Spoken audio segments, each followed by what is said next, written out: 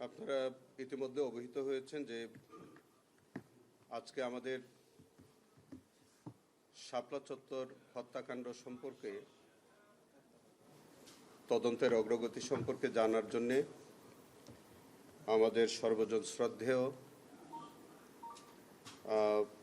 আলম কুলের শিরোমণি আমাদের শ্রদ্ধেয় মাওলানা আব্দুল হামিদ পীর সাহেব হুজুর, মধুপুর হুজুর, নায়েবে আমির।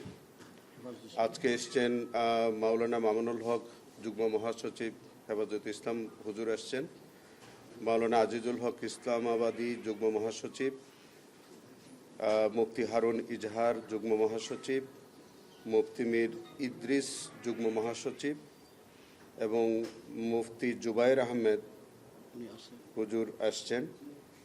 অন্যান্য ওনাদের সাথে অন্যান্য সহযোগী আমাদের বিভিন্ন হুজুর আসছেন। আমাদের এখানে উপস্থিত আছেন আমাদের এডিশনাল আইজিপি শহীদুল্লাহ সাহেব, যিনি আমাদের তদন্ত সংস্থার কোঅর্ডিনেটর, এবং শাপলা চত্বর হত্যাকাণ্ডের অন্যতম তদন্তকারী কর্মকর্তা জনাব ইফতেখারুল আলম। তারা সবাই এসছেন যে 2013 সালের 5ই মে শাপলা চত্বরে যে নারকীয় হত্যাকাণ্ড যেটা সংঘটিত হয়েছিল, সেই বর্বরোচিত হত্যাকাণ্ডের বিষয়ে আপনারা জানেন যে আমরা দীর্ঘদিন যাবৎ আমাদের তদন্ত সংস্থা ইনভেস্টিগেশন করেছে। ইনভেস্টিগেশন শেষে চিফ প্রসিকিউটরের কার্যালয়ে একটা খসড়া রিপোর্ট তারা সাবমিট করেছে। সেই খসড়া রিপোর্টটা এখন চিফ প্রসিকিউটর সেটি পর্যালোচনা করবেন। চিফ প্রসিকিউটর যেটা তার দায়িত্ববোধের জায়গা থেকে তিনি মনে করেছেন যে আমাদের যারা ভিকটিম, শহীদ পরিবার অথবা শহীদ যে সংগঠনগুলো আছে, হেফাজতে ইসলামের বিভিন্ন স্তরের যে নেতৃবৃন্দ যারা সেদিন তারাও সেই নারকীয় আক্রমণের শিকার হয়েছিলেন, যারা ইতিহাসের সাক্ষী হয়েছেন, তাদের কাছ থেকে আমরা জানেন যে ইনভেস্টিগেশনের পর্যায়ে ওনাদের বিভিন্ন স্তরের নেতৃবৃন্দের সাথে বা বিভিন্ন সাক্ষীদের সাথে কথাবার্তা হয়েছে, তাদের বক্তব্য হয়েছে, আমরা তথ্য প্রমাণ নিয়েছি। এত সত্ত্বেও আমাদের কাছে যে রিপোর্টটি সাবমিট করা হয়েছে, সেই রিপোর্টের উপরে আর কোনো বক্তব্য আছে কিনা ওনাদের, এবং আর কোনো পরামর্শ অথবা কোনো ধরনের সংযোজন বিযোজন এই সব কিছু নিয়ে আমরা মনে করেছি যে যাতে একটি সঠিক তদন্ত রিপোর্ট সাবমিট হয়, যাতে একটা স্বচ্ছ বিচার হয় এবং প্রকৃত আসামি যারা তারা যাতে বিচারের সম্মুখীন হয়, সেই কারণেই আমরা ওনাদেরকে আজকে আমরা সালাম জানিয়েছিলাম। আমরা তাদেরকে দাওয়াত করেছিলাম আমাদের অফিসে আসার জন্যে। তারা এসছেন। আমাদের তদন্ত সংস্থার কর্মকর্তারা যেমন এসছেন, আমাদের হেফাজতে ইসলামের বিভিন্ন স্তরের কর্মকর্তাগণ তারা এসছেন, এবং সেই জায়গা থেকে আজকে আমাদের কাছে যে রিপোর্টটি, সেটা আমরা খসড়া রিপোর্টটি আমরা পর্যালোচনা করে দেখছি। হয়তো শিগগির আমাদের কাছে পূর্ণাঙ্গ রিপোর্ট আসবে, এবং সেই রিপোর্ট আসার পরে আপনারা জেনে থাকবেন যে সেখানে আমি বাদী হয়ে একটা ফর্মাল চার্জ দাখিল করব এবং স্বাভাবিকভাবে বিচার প্রক্রিয়া শুরু হবে। এই পর্যন্ত আপনারা যদি আর কিছু বলার থাকে, আমার মনে হয় যে ওখানে আমাদের না, আমরা এইটুকুন পর্যন্ত একটু আপনাদের কাছে অনুরোধ জানাবো যে আমরা আসামিদের তালিকাটা, যেহেতু এটা খসড়া চূড়ান্ত প্রতিবেদন যেহেতু আমরা রিসিভ করিনি, আসামিদের তালিকাটা আমরা প্রকাশ করতে চাচ্ছি না বা পারছি না। আপনাদের অন্যান্য কোনো বিষয় যদি প্রাসঙ্গিক কোনো পরামর্শ প্রশ্ন থাকে, সেটা আমাদের আজিজুল হক হুজুর আছেন, মামুনুল হক হুজুর আছেন, আমাদের পীর সাহেব হুজুর আছেন, আমাদের তদন্ত সংস্থার কোঅর্ডিনেটর আছেন, ওনাদের কাছে আপনারা আর কোনো কিছু যদি জানতে চান জানতে পারেন। হ্যাঁ, কি বলছেন সেটা আপনারা বলতে পারেন, সেটা বলতে পারেন। আমরা খসড়া তালিকায় শেখ হাসিনার বিরুদ্ধে প্রাথমিক প্রতিবেদন পাওয়া গেছে, সেখানে পুলিশ প্রধান, বিজিবি প্রধান সহ এরকম কয়েকজন, আমরা মোটা দাগে বলতেই পারি যে তাদের বিরুদ্ধে একটা খসড়া রিপোর্ট এসছে। সেটা আমরা যাচাই বাছাই করে দেখব আর বাকি আপনাদের যদি কোনো প্রশ্ন থাকে, হুজুররা এখানে আসছেন এবং আমাদের তদন্ত সংস্থার কর্মকর্তা আছেন, তার সাথে কথা বলুন। সেটা আপনার অন্য কোনো প্রসঙ্গ যদি থাকে, আমি তো বললাম পূর্ণাঙ্গ রিপোর্ট আসলে আপনাদের কাছে বিস্তারিত বলা যাবে। মিস্টার চিফ প্রসিকিউটর, একটা বিষয় আমরা যতটুকু জানতে পেরেছি, আপনি যেটাকে খসড়া রিপোর্ট বলছেন, এই রিপোর্টেও এখন পর্যন্ত তৎকালীন মতিঝিল এলাকার যিনি ডিসি ছিলেন নজরুল ইসলাম, তাকে আসামি করা হয়নি। এটা ঠিক কেন, মানে কি কারণে? আপনি বলছিলেন যে এখানে তদন্ত সংস্থার একজন আছে, উনি উত্তর দিতে পারেন, অথবা আপনি, যদি এটি সত্যি হয়ে থাকে। আপনি যেটা বলছেন, আমি তো বললাম যে একটা খসড়া রিপোর্ট, সেখানে আমি একটু আগেই যেমনটা বললাম যে যে কোনো আসামি যদি হওয়ার থাকে তিনি আসামি হবেন, এটা খসড়া। সংযোজন হতে পারে, বিযোজন হতে পারে, আমরা তো যাচাই বাছাই করে দেখছি। এবং আজকে আমাদের হেফাজতে ইসলামের নেতৃবৃন্দরা তারা আছেন, তারা এই ঘটনার জ্বলন্ত সাক্ষী, প্রত্যক্ষ সাক্ষী। তারা ঘটনার বিষয়ে আরও বেশি ওয়াকিবহাল আছেন। আমাদের ইনভেস্টিগেশন রিপোর্টে যেটা বেরিয়ে আসছে, আমাদের সেই ইনভেস্টিগেশনের উপরে যদি আর কোনো বক্তব্য থাকে তারা নিশ্চয়ই বলবে।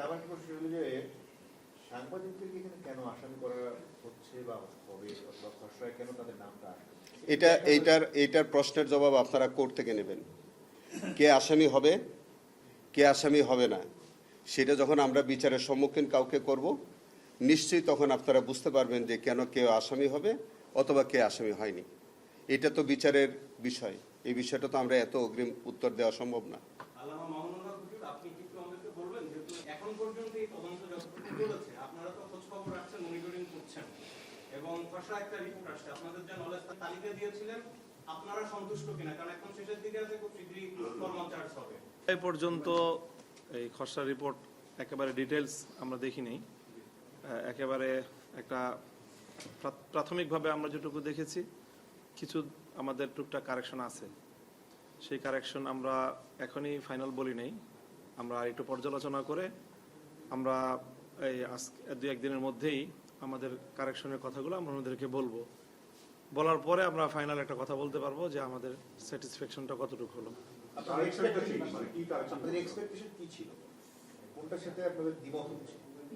না, মানে আমরা তো এখন, যেহেতু এটা আগেই বললেন চিফ প্রসিকিউটর, যে বিষয়টা তদন্তের পর্যায়ে, এখনো যেহেতু আনুষ্ঠানিকভাবে এটা সাবমিট হয়নি, কাজে এই পর্যায়ের সব বিষয় তো ওপেন করা যাবে না।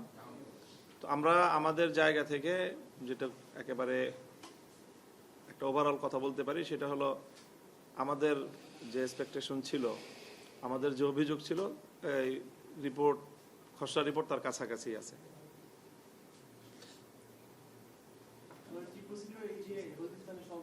হুজুরদের কাছে বলেন।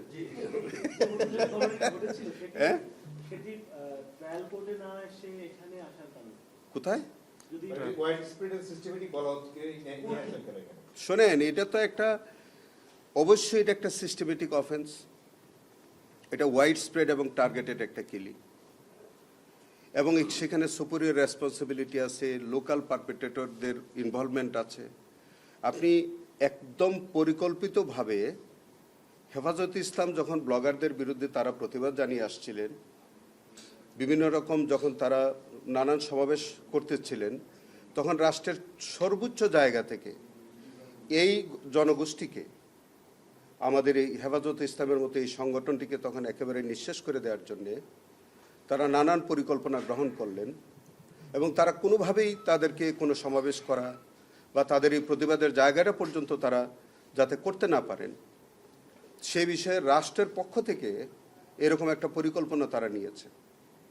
আপনারা দেখেন 5 তারিখে, 5ই মেতে তারা বিভিন্ন জায়গায় তাদের সমাবেশ স্থল কিন্তু তাদের পরিবর্তন করতে হয়েছে, তাদের কোথাও তারা বসতে দিচ্ছে না, এবং সেটি হচ্ছে একেবারে সরকারের চূড়ান্ত জায়গা থেকে।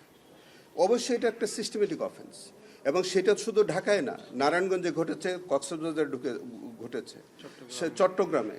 তো সমস্ত জায়গায় যখন তারা একটা পরিকল্পিতভাবে আমাদের এই আলেম ওলামাদের উপরে এরকম একটা নৃশংস আক্রমণের শিকার তারা করলেন, এবং রাষ্ট্রের সকল অর্গানকে এটার বিরুদ্ধে নিয়োজিত করলেন, এটাকে আপনি সিস্টেমেটিক বলবেন না, এটা টার্গেটেড বলবেন না, এটা ওয়াইড স্প্রেড বলবেন না, তাহলে ওয়াইড স্প্রেডের আর কি সংজ্ঞা থাকতে পারে? আমি তো মনে করি যে এই ট্রাইব্যুনালের এখতিয়ারভুক্ত সবচেয়ে উপযুক্ত একটি ঘটনা। এই তদন্ত এবং বিচারের মধ্যে দিয়ে কি ৭৭ হত্যাকাণ্ডের পরবর্তীতেও এটা নিয়ে শোনেন, আমরা এই পর্যন্ত খসড়া তালিকায় আমরা যেটা সংখ্যা পেয়েছিলাম এটা আপনাদের কাছে প্রকাশ করাই যায়। সেখানে হচ্ছে আমরা প্রায় 61 জনের একটা তালিকা আমরা পেয়েছিলাম, কিন্তু আমরা 58 জনকে আমরা আইডেন্টিফাই ইতোমধ্যে আমরা করতে পেরেছি, আর বাকিদের আমরা আইডেন্টিফিকেশনটা আমরা সম্ভব হয়নি, কিন্তু আমাদের তালিকা হচ্ছে 61 জন। মাননীয় চিফ প্রসিকিউটর, এখানে একটু আমি কারেকশন দিচ্ছি, সেটা হলো যে আসলে নিহতদের যে সংখ্যা, এই সংখ্যাটা সেই সংখ্যাটাই আসছে আমাদের আলোচনাতেও এবং এই তদন্তের মধ্যে দিয়েও, যাদের তথ্য সংগ্রহ করা সম্ভব হয়েছে। আমরা আগাগোড়াই বলছি যে এখানে অনেক মিসিং আছে, যে একেবারে ডেড বডি মিসিং, যাদের কোনো হদিসই নাই। কাজেই সেই তথ্যগুলো এখানে কোনোভাবেই আনার কোনো সুযোগ নাই, আনার কোনো মানে কোনো সূত্রই নাই, যেহেতু রাষ্ট্রীয়ভাবে এটাকে তৎকালীন সময়ে এই শাপলার শহীদদের গুম করার একটা অপচেষ্টা হয়েছে। এই জন্য সংখ্যাটা যেটা আসছে সেটা হলো শুধুমাত্র তাদের সংখ্যা যাদের অথেন্টিক ভাবে যাদের তথ্য আমাদের কাছে সংগৃহীত হয়েছে। রাষ্ট্র তাদেরকে গুম করতে চায় না, রাষ্ট্র তাদেরকে মিসিং করতে পারে, কিন্তু আপনাদের স্টুডেন্ট, আপনাদের ছাত্র এবং যে ছাত্ররা আছে তাদের তো পরিবার আছে, তাদের তো পরিচয় আছে যে এরা এই পরিবারের সন্তান বা এর সন্তান, সেইটা কি রাষ্ট্র চাইলে সিল করতে পারে? আমি আপনার কাইন্ড ইনফরমেশনের জন্য আমি তথ্য দিচ্ছি, সেটা হলো যে এখানে শহীদদের মধ্যে আমাদের স্টুডেন্টদের পোর্শনটা কিন্তু খুবই কম। এখানে সমাজের সকল শ্রেণীর মানুষ, এখানে ছাত্র, ইউনিভার্সিটির ছাত্র, বুয়েটের ছাত্র, ট্রাক ড্রাইভার, শ্রমিক, রাজনৈতিক দলের কর্মী, সব ধরনের বাংলাদেশের তখনকার প্রায় সবগুলো বিরোধী দলের রাজনৈতিক কর্মীরাও এই শহীদদের তালিকার মধ্যে আছে। অর্থাৎ একটা সার্বজনীন আন্দোলন যেটাকে বলা হয়, সেই আন্দোলন ছিল, যে এখানে নানা অ্যাঙ্গেল থেকে মানুষজন এসেছে এবং শহীদ হয়েছে।